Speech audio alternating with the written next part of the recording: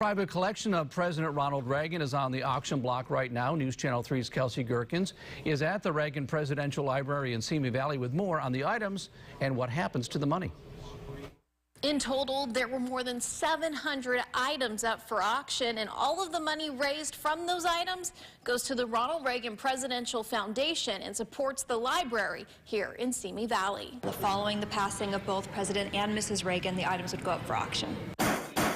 Hundreds of Ronald Reagan's and former First Lady Nancy Reagan's personal items are up for sale, from one-of-a-kind cowboy boots to glamorous jewels and even a piece of history. Mr. Gorbachev, tear down this wall. Actual chunk that came from the Berlin Wall, from Berlin, with his signature on it, up for auction. It did go up yesterday. Over $200,000 was the final bidding price.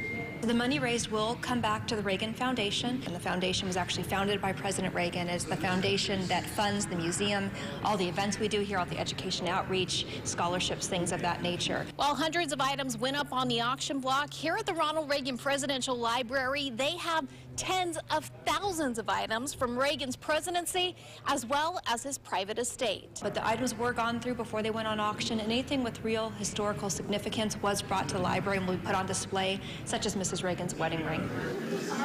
We actually currently are working on rotating some of the items out, so some of Mrs. Reagan's dresses are on display, switching them out with other ones. Some of his speeches and note cards that are on display, switching them with other ones. So it's always a fresh and new experience for people.